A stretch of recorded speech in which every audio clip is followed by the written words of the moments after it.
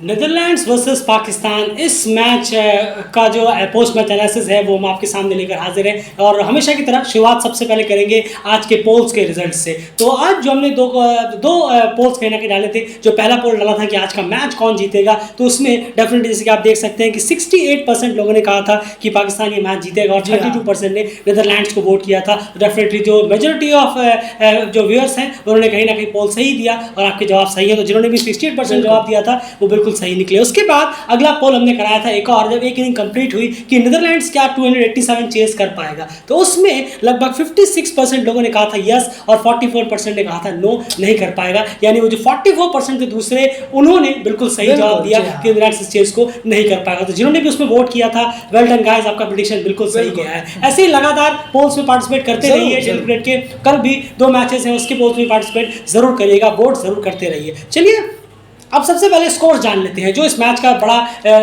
बड़े तौर पर जो स्कोर रहा सबसे पहले वो जान लेते हैं। पाकिस्तान ने पहले बैटिंग की यहाँ पर 286 रन पर वो ऑल आउट हो गई। 49 ओवर पूरे बैटिंग किए, 50 ओवर पूरे बैटिंग वो नहीं कर पाए। उसके जवाब में नीदरलैंड्स 205 रन तक ही पहुंची और वो ऑल आउट हो गए और 41 ओवर तक ही कहीं ना कहीं उनकी पारी सिमट गई। 9 ओवर कहीं ना कहीं रह गए और 81 रन से इस मैच को पाकिस्तान ने एट द एंड काफ़ी कंफर्टेबली जीत लिया। अब बात करते हैं एनालिसिस की।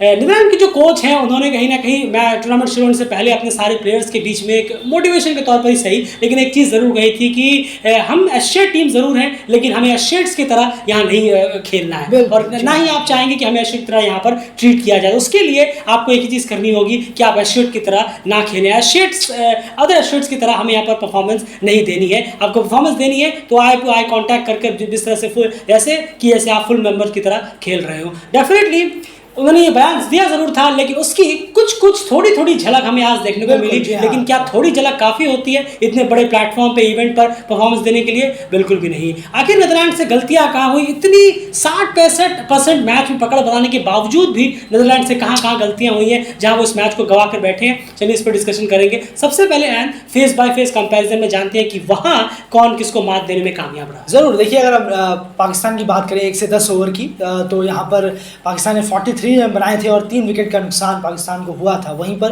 नीदरलैंड के अगर हम कंपेयर करें तो उन्होंने 1 से 10 ओवर में पहले पावर प्ले में 47 रन बनाए और 1 विकेट का नुकसान हुआ। यानी कि नीदरलैंड ये पावर प्ले लेके गया है अपने फेवर में और 1-0 की लीड लेके गया इस फेस में, पहले फेस में। वहीं दूसरे फेस की बात करें 11 से 40 ओवर की, तो यहाँ पर पाकिस्तान ने 184 रन बनाए और सिर्फ 3 विकेट उन्होंने गंवाया। वहीं पर नीदरलैंड्स की बात करें तो उन्होंने 155 रन बनाए और 8 विकेट का नुकसान उन्हें यहाँ उठाना पड़ा। तो बिल्कुल एक तरफा जो है पूरा जो फेस है 11 से 40 का, ये पाकिस्तान को गया और 1-1 की बराबरी पर यहाँ पर थम गया, एक पाकिस्तान ने और एक नीदरलैंड ने। वहीं आखिरी फेस मैच पहुंचा ही नहीं नीदरलैंड के लिए। वो 3 रन बनाए उन्होंने 41वें ओवर में और 1 विकेट था वो गिर गया। वहीं पर पाकिस्तान की अगर हम बात करें तो उन्होंने 59 रन जोड़े आखिरी के 9 ओवरों में डेथ फेस में और 4 के चारों विकेट अपने लास्ट के गंवा दिए। बिल्कुल। वही डॉट बॉल्स की बात करें तो पाकिस्तान ने 143 डॉट बॉल्स खेली हैं अपनी इस इनिंग में 49 ओवर्स में, और वहीं पर 41 ओवर्स के अपने इनिंग में नीदरलैंड ने 142 डॉट बॉल्स यहाँ पर खेल दी हैं। तो ये डॉट बॉल्स का हाल रहा। ये फेस बाय फेस कंपैरिजन, जहां पर एक फेस सिर्फ 1 से 10 ओवर वाला वो नीदरलैंड ने जीता इन कंपेयर टू पाकिस्तान। उसके अलावा बाकी कंप्लीट फेसेस में पाकिस्तान ने डोमिनेट किया है, चाहे वो बैटिंग हो चाहे वो बॉलिंग में क्यों ना हो। आगे जरूर बात करेंगे। पाकिस्तान के यहाँ कॉन्ट्रीब्यूशन की बात करें, टॉप ऑर्डर पूरी तरह से आज लड़खड़ाता हुआ नजर आया। अगर हम बात करें फखर जमान की, इमाम उलग की और बाबर आजम की। फखर जमान डेफिनेटली लगातार आउट ऑफ फॉर्म चल रहे हैं और इस बार भी उनका जो शॉट रहा सीधे उन्होंने हाथों में खेल दिया और वो कॉटन बोल्ड हो गए और उनकी फॉर्म अभी भी कहीं ना कहीं ढूंढने की कोशिश कर रहे हैं। कम से कम उम्मीद करेंगे कि वो जल्द से जल्द अपनी फॉर्म को वापस लेकर आए। इमाम उलग को एक बेहतरीन शॉर्ट बॉल में आउट किया गया। इमाम उलग और बाबर आजम का विकेट आप किस तरह से देखते हैं? नहीं, बहुत अच्छा है, बेहतरीन विकेट है। अगर हम देखें जिस तरीके से आउट हुए, कॉलिन एक्करमैन ने बाबर को आउट किया, वहाँ उन्हें फंसाया, शॉर्ट मिड विकेट लिया हुआ था और मिड ऑफ को भी काफ़ी ज़्यादा ऊपर किया हुआ था, बहुत ज़्यादा ऊपर किया था, लगाया हुआ था और वहाँ पर उन्होंने बैकफुट पर खिलाया बाबर को और पीछे धकेला और फिर शॉट मारने के लिए कहा। ऊपर से मारना चाहते थे लेकिन बॉल गई नहीं, सीधा हाथों में चली गई। वहीं पर इमाम का ज़बरदस्त बॉल थी वो जो मैग्रेन ने डाली थी, सीधा वो बॉल चढ़ती चली जा रही थी, उनके आंखों की तरफ आ रही थी वो बॉल। इतनी ज़बरदस्त बॉल थी, शॉर्ट बॉल उन्होंने डाली और बेहतरीन डीप फाइन लेग में ज़बरदस्त कैच पकड़ा, आसान सा लेकिन बॉल बहुत कमाल की थी। बिल्कुल, तो टॉप ऑर्डर जो था वो पूरा धराशायी हो गया पाकिस्तान का बहुत ही जल्दी, और कहीं ना कहीं पाकिस्तान मुश्किल में थी इस वक्त। लेकिन वहां पर जो उनके न्यू एंट्रेंट जो उनके लेके आए थे वो सौद शकील और रिजवान, इन दोनों ने एक बेहतरीन 100 अबव की पार्टनरशिप यहाँ पर लगाई, जिसकी वजह से उनकी जो पाकिस्तान की जो शिप थी वो कहीं ना कहीं स्टडी होती हुई नजर आई। और ऐसा लग रहा था एक वक्त कि इन दोनों की दोनों ने 68 रन किए हैं, 68 रन बनाए हैं, और लग रहा था कि बहुत ही स्मूथ शायद 300 की तरफ पाकिस्तान यहाँ पर जा रहा है। लेकिन उसके बाद यहाँ पर एंट्री हुई बेस्ट डिलीट की, उन्होंने बैक टू बैक 2 विकेट जो निकाले हैं, तो उसके बाद एक मैच जो है वो नीदरलैंड्स के तरफ कहीं ना कहीं जाने की तरफ बढ़ने लगा है। उसके बाद के फेस को आप कैसे देख रहे हैं जब बेस्ट डिलीट ने वो 2 विकेट्स निकाले शुरू में? ज़रूर देखिए, उसके बाद अगर वो पार्टनरशिप बहुत क्रूशल थी, जैसे जब आए बेस्ट डिलीट, उन्होंने पार्टनरशिप तोड़ी, साउथ रिजवान को आप बोल्ड मारा, उसके बाद इफ्तिखार अहमद भी चलते बने, कीपर के हाथ में कैच देकर बेहतरीन बॉलिंग उन्होंने कराई है। उसके बाद यहाँ देखिए, लेकिन नवाज और शादाब के बीच में जो पार्टनरशिप हुई वो मैच विनिंग पार्टनरशिप थी। बिल्कुल, 7वें विकेट के लिए 70 रन की करीब की वो पार्टनरशिप हुई, ज़बरदस्त पार्टनरशिप थी। और वो पार्टनरशिप अगर कुछ कम रन की होती, 25-30 रन 35 रन की, तो यहाँ पाकिस्तान को बहुत लॉस होता। लेकिन वो पार्टनरशिप काफ़ी लंबी हो गई 7वें विकेट के लिए अगर आप देखें, और नीदरलैंड को कहीं ना कहीं वो डेंट की है वो पार्टनरशिप, जो एक काफ़ी स्कोर कम था लेकिन वहाँ से स्कोर काफ़ी चला गया। बिल्कुल, तो डेफिनेटली है शादाब और नवाज की जो नीचे आके पार्टनरशिप हुई है आज 65-70 रन की, वो कहीं ना कहीं मैच विनिंग साबित हुई है पाकिस्तान को लेकर। बहुत इंपॉर्टेंट फेज में वो पार्टनरशिप निकल कर आई। तो क्रेडिट यहाँ पर रिजवान, सौद शकील, शादाब और नवाज, इन चारों को जाएगा बैटिंग यूनिट में अगर हम देखें। एंड यहाँ पर नीदरलैंड्स की अगर बॉलिंग की बात की जाए यहाँ पर, तो बॉलिंग को आप किस तरह देख रहे हैं? बेस्ट डिलीट ने काफ़ी अच्छी बॉलिंग कराई है, 9 ओवर 62 रन देकर उन्होंने 4 विकेट जरूर निकाले, रन कुछ काफ़ी ज़्यादा जरूर दिए, लेकिन वापसी भी कहीं ना कहीं उन्होंने कराई 2-2 बार अगर हम देखें। लेकिन उसके अलावा आपको क्या लगता है कौन से बॉलर्स की तरफ से आज आप डिसअपॉइंट हुए कि जिनकी तरफ से विकेट्स निकालने में कहीं ना कहीं बहुत डिसअपॉइंट हुए, उनसे आप विकेट्स बहुत ज़्यादा एक्सपेक्ट कर रहे थे? नहीं, ज़रूर देखिए, वैंडर मर्वे हैं। बिल्कुल यार, बिल्कुल सही कहा आपने, उन्होंने 36 रन दिए हैं अगर हम देखें 6 ओवर में, तो आप कहीं ना कहीं उन्होंने अपसेट किया है। आर्यन दत्त ने बहुत अच्छी बॉलिंग कराई है, 10 ओवर में 1 मेडन 48 रन देकर 2 विकेट उन्होंने निकाले, 1 विकेट निकाला है, बेहतरीन उन्होंने बॉलिंग कराई है। कॉलिन एक्करमैन ने साथ दिया जितना हो सकता था, उन्होंने भी 2 विकेट निकाल के दिए, एक पार्ट टाइमर के रूप में आए, उन्होंने भी बॉलिंग कराई, तो बहुत बेहतरीन रहे हैं। लेकिन उसके बाद रॉल्फ वैंडर मर्वे से यही समझ में आ रहा है, जी हाँ, कोई सपोर्ट नहीं मिला, और पेसर्स पे ज़्यादा प्रेशर ज़रूर पड़ा, और प्रेशर में थोड़े से पेसर्स जो हैं वो कहीं ना कहीं थोड़ी बॉलें जो है वो लैक हुई हैं। शुरुआत में बेहतरीन हुई जिस तरीके से दोनों पेसरों ने बॉलिंग कराई है, चाहे मैकरन हो, आपके लोहान वैन बीक शुरू में हो, बहुत बेहतरीन बॉलिंग कराई है। लेकिन स्पिनर से खासकर रॉल्फ वैंडर मर्वे से थोड़ा और साथ मिलता तो शायद चीज़ें जो है नीदरलैंड्स के लिए बॉलिंग यूनिट से और जल्दी वो ऑल आउट कर पाते पाकिस्तान को। बिल्कुल, तो क्लियरली है, यानी बॉलिंग यूनिट से वेंडर मर्वे जो विकेट्स निकालने में नाकामयाब रहे, वो सबसे बड़ा डेंट कर गया है नीदरलैंड्स को। यहाँ पर कम से कम 35 से 40 रन वो और रोक सकते थे अगर वेंडर मर्वे की तरफ से इतने एक्सपीरियंस होने के बावजूद भी उनकी तरफ से आज विकेट्स की टैली जो है वो खाली रह गई। वहीं पर अब बात करते हैं चेस की, 287 चेज यहाँ पर करने थे। हमने देखा एक दिन पहले ही न्यूजीलैंड ने किस तरह से ताबड़तोड़ चेज इसे किया था, लेकिन और डेफिनेटली इतना भी टफ नहीं था कि आप 287 यहाँ पर चेज ना कर पाएं। लेकिन यहाँ पर जब नीदरलैंड्स बैटिंग करने के लिए उतरा तो यार उनकी भी शुरुआत हम कहें कि कुछ खासा नहीं रही। शुरू में थोड़ी बहुत उनकी शुरुआत ठीक ठाक जरूर रही, लेकिन वो पार्टनरशिप जैसे ही एक बार टूटा तो उसके बाद हम दूसरा विकेट भी लगातार यहाँ पर देखने को मिला। अगर हम देखें विक्रमजीत सिंह ने एक अच्छी, विक्रम सिंह की बात जरूर करेंगे, लेकिन मैक्सवेल आउट 5 रन बनाकर कहीं ना कहीं आउट होगा, बिल्कुल वैसे ही जैसे इमाम उल हक को क्रैक किया गया था, नहीं हुई, क्या शॉर्ट बॉल इस्तेमाल की और कहीं ना कहीं शाइन ने उनका कैच पकड़ा। उसके बाद कॉलिन एक्करमैन की बात करें, 21 बॉलों में 17 रन वो पहुंच गए थे, और उसके बाद इतनी लापरवाही वाला शॉट क्लियरली है ये आप बैटिंग विकेट ज्यादा कहेंगे कि बॉलिंग में विकेट थ्रो कर। बिल्कुल सही कहा आपने, फालतू का शॉट था, नीडलेस शॉट था, वो कोई ज़रूरत नहीं थी उसकी। आप सेट हो चुके हैं, आंखें जम चुकी हैं, किस तरीके का शॉट है, सीधे बल्ले से आप खेलें बेहतर होगा। कल ही हमने एग्जांपल देखा सीधे बल्ले से खेलने का, क्या एग्जांपल रहा है वो मैच। नीदरलैंड ने भी ऑफकोर्स देखा होगा टीवी में बैठ के, नाइट का वक्त था तो ज़रूर देखा होगा, तो वहाँ पर भी देखने की ज़रूरत है।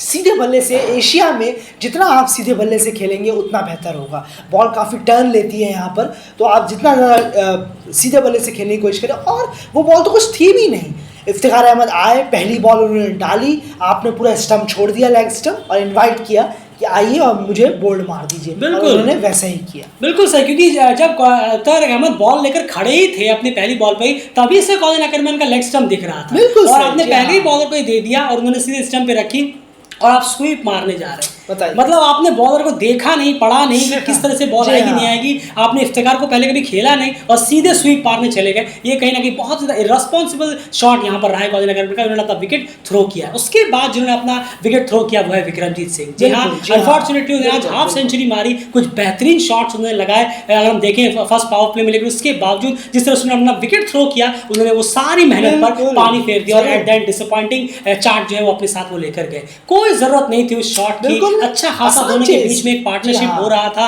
एक पार्टनरशिप बिल्डअप हो रही थी। आपको इस मैच को और डीप लेकर जाना था, सिंगल्स आ रहे थे। ऐसा नहीं था कि रिक्वायर्ड रन का पहाड़ आपके सर पे चढ़ जरूर, गया है, जरूर। इसे उतारने के लिए आपको छक्का ही मारना है। उससे शायद 5-6 बॉल पहले ही आपने एक सिक्स लगाया भी मारा था, था। जी उससे और जिस बॉल पे आउट हुआ उससे एक बॉल पहले आपने 2 डबल भी लिया था। तो कोई जरूरत नहीं थी उस शॉट की, आप आराम से इस मैच को डीप लेकर जा सकते थे, लेकिन आपने भी विकेट थ्रो किया। कॉलिन अकरमैन और विक्रमजीत सिंह ने नेदरलैंड्स टीम को एक मझधार में डाल दिया अपने खराब शॉट्स की वजह से, जो पूरी तरह से कंप्लीटली दोनों का खराब शॉट उसके पीछे जिम्मेदार रहा है। एंड उसके बाद नेदरलैंड्स पूरी बेपटरी रही और फिर पटरी के ऊपर कभी आई ही नहीं। बिल्कुल सही कहा आपने। देखिए अगर हम देखें 120 रन पर उनका विकेट गिरा था, आप गौर करिएगा इसे। उसके बाद जो क्या किस तरीके से गैर जिम्मेदाराना शॉट खेलकर विक्रमजीत सिंह आउट हुए, जो Yeah. टीम पर भारी पड़ा है। उसके बाद देखेंगे आप तो उसके बाद 164 रन पर टीम के 7 विकेट हो गए। बिल्कुल 120 पे 2 से बताइए आप, यानी कि 5 विकेट टीम ने गंवा दिए अपने 45 रन 44-45 रन के अंदर अंदर 5 विकेट उन्होंने गंवा दिए, जिसमें तेजा निदामनरू भी थे, साकिब जुल्फिकर भी थे, स्कॉट एडवर्ड्स भी उसमें शामिल थे, वो भी आउट हुए हैं। जी हाँ, वो सीधा एलबीडब्ल्यू आई, बहुत तेज़ बॉल अंदर घुसी हारिस रऊफ की और उनको भी लेते हुए जी हाँ। चली गई। तेजा निदामनरू को शॉर्ट बॉल डाला और वो संभल भी नहीं पाए इतनी देर में, और सीधा उन्होंने डीप स्क्वायर लेग की तरफ सीधा हाथों में कैच दे बैठे वो, और वो भी आउट होकर सिंगल डिजिट में चले गए। बिल्कुल। तो यहाँ पर क्लियरली है, जब प्लेइंग 11 हमने देखी थी तब थोड़ा डेफिनेटली शॉक जरूर हुए थे कि स्कॉट एडवर्ड्स ने साकिब जुल्फिकर और हरिंदर दोनों को यहाँ पर खिला लिया था। जी हाँ, उन्होंने बैट्समैन बिल्कुल, कम कर दिया था, वो देखकर कहीं ना कहीं हैरानी हुई। और अब कहीं ना कहीं इस मामले में स्कॉट एडवर्ड्स को अपनी गलती जरूर नजर आई होगी कि वहाँ पर अगर हमें एक बैट्समैन वहाँ पर और होता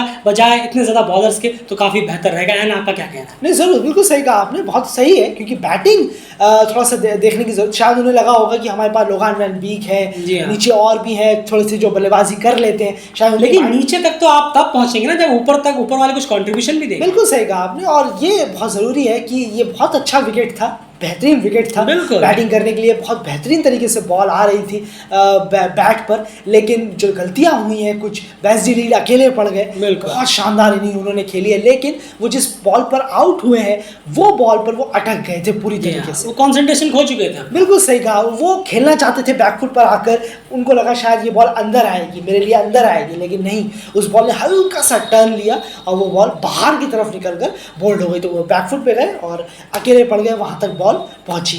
बिल्कुल। तो क्लियरली है, वापस से हम यहाँ पे जरूर कहना चाहेंगे विक्रमजीत सिंह और कॉलिन अकरमैन बहुत बड़े रीजन जी रहे हाँ, हैं जरूर, नेदरलैंड्स के लिए, जहां पर उन्होंने सेट होने के बाद अपना विकेट थ्रो कर बिल्कुल, दिया। बिल्कुल। वो भी ना ही कोई बढ़ते हुए कोई खासा रिक्वायर्ड रन रेट था, ना ही इतना कोई एक्स्ट्रा इतना ज्यादा इमेंस प्रेशर उनके ऊपर उस वक्त था। तो बैटिंग का ये हाल रहा है। एंड बॉलिंग की बात करें पाकिस्तान की, डेफिनेटली यहाँ पर बॉलिंग को आप किस तरह से आज एनालाइज करने की कोशिश करेंगे पाकिस्तान की। कई कई जगहों पर हमने स्ट्रगल करते हुए जरूर देखा, लेकिन कई कई जगहों पर दमदार वापसी भी हमने जरूर देखी। नहीं, ये बहुत अच्छा है, पॉजिटिव है, क्योंकि बड़ा स्कोर है, ओडीआई मैच है, तो आप नहीं चाहेंगे कि 10-15 ओवर में हर मैच में आपको पेसर ला के 4-5 विकेट ला कर दे दे। बिल्कुल, नहीं, बिल्कुल। ये T20 वाली सोच हो जाती है, वो वहीं तक रहना चाहिए। ओडीआई में नहीं, ओडीआई में 50 ओवर का गेम है, आप 49 ओवर में भी वापसी कर सकते हैं अगर ऐसा मौका बनता है जी हाँ। तो इसलिए बहुत बेहतर है, बेहतरीन बॉलिंग हुई है सारे बॉलर से, पेसर से। जब विकेट चाहिए था तब उन्होंने लिया है, अप्रिसिएशन यहाँ पूरा बनेगा पाकिस्तान को। जिस तरीके से बॉलर्स थोड़े थके से लग रहे थे, लेकिन फिर मिड फेस में बाबर ने आजम ने जिस तरीके से इस्तेमाल किया है नवाज का, शादाब का, उसके बाद हारिस रऊफ का, पुरानी बॉल से उन्होंने बहुत अच्छा इस्तेमाल किया, बेहतरीन बॉलिंग कराई है हारिस ने पुरानी बॉल से। हसन अली काफ़ी टाइम बाद वापसी कर रहे हैं, इतने बड़े इवेंट पे आए हैं, बहुत अच्छा पहला मैच गया है उनका भी, 2 विकेट उन्होंने भी निकाले 33 रन देकर। शाहीन ने भी एक बेहतरीन यॉर्कर डाली, उसमें वो बल्लेबाज भी साकिब जुल्फिकर उसमें आउट हुए, यॉर्कर में एलबीडब्ल्यू आउट हुए। तो बहुत बेहतरीन है, बहुत अच्छी बॉलिंग रही है ओवरऑल। अगर हम पिक्चर पर देखें शानदार रही है। थोड़ा सा पुश किया, पहले आप बैकफुट पर थे, लेकिन उसके बाद आपने जो वापसी की है, थोड़ा गेम प्रोसेस होते होते वो बहुत बेहतरीन। बिल्कुल 120 रन पर 2 विकेट था, ये बॉलर्स कहीं ना कहीं हताश थे, लेकिन उसके बाद जब सेकंड स्पेल स्टार्ट हुआ और शादाब वहां पर आए, उन्होंने जब विक्रमजीत सिंह को आउट किया, उसके बाद कहीं ना कहीं आप देखते हैं एक के बाद एक विकेट्स लगातार मिलते चले गए। और हारिस रऊफ का जो सेकंड स्पेल था वो गेम चेंजिंग स्पेल था, अगर हम पाकिस्तान के पर्सपेक्टिव से देखें तो बहुत बेहतरीन है, क्योंकि इस तरह की गेम्स से जहां पर आप पहले स्ट्रगल कर रहे हो बॉलर, उसके बाद वापसी करें तो एक बहुत बड़ा कॉन्फिडेंस और बेहतरीन होता है आने वाले मैचेस के लिए। तो ये कहीं ना कहीं एक बॉलर्स की, पाकिस्तान के बॉलर्स की जीत आप इसे जरूर मानेंगे। तो ओवरऑल ये रहा इस मैच के एनालिसिस, जहां पर नीदरलैंड्स ने कुछ टुकड़ों पे डोमिनेंट अच्छी परफॉर्मेंस जरूर दी, लेकिन एट द एंड आखिरकार वही रिजल्ट निकल कर आया जो कहीं ना कहीं एक्सपेक्टेड था कि पाकिस्तान इस मैच को जीतेगा, और वही हुआ। और जबकि इतनी बड़ी जीत यहाँ दर्ज हुई एट द एंड, 81 रन की जीत यहाँ पर जज हुई। हाँ, एक मजा जरूर आया, Paul van Meekeren versus Haris Rauf, बहुत इंटरेस्टिंग रहा जब दोनों के बीच में काफी जुगलबंदी लड़ाई चल रही थी। इंतजार रहेगा इस वर्ल्ड कप में तो शायद ही अब दोबारा ये देखने को मिले, आगे कभी जब मौका मिला जरूर इस चीज पे देखेंगे T20 वर्ल्ड कप 2024 वगैरह में या उससे पहले कभी। फिलहाल इस एनालिसिस में इतना ही। बंद रहिए डेली क्रिकेट चैनल के साथ, चैनल को सब्सक्राइब जरूर करिए, और इस तरह की इंटरेस्टिंग पोस्ट मैच एनालिसिस लगातार आपके लिए हम प्रेजेंट करते रहेंगे। कम्युनिटी ऐप को चेक करना बिल्कुल मत भूलिए। बाय।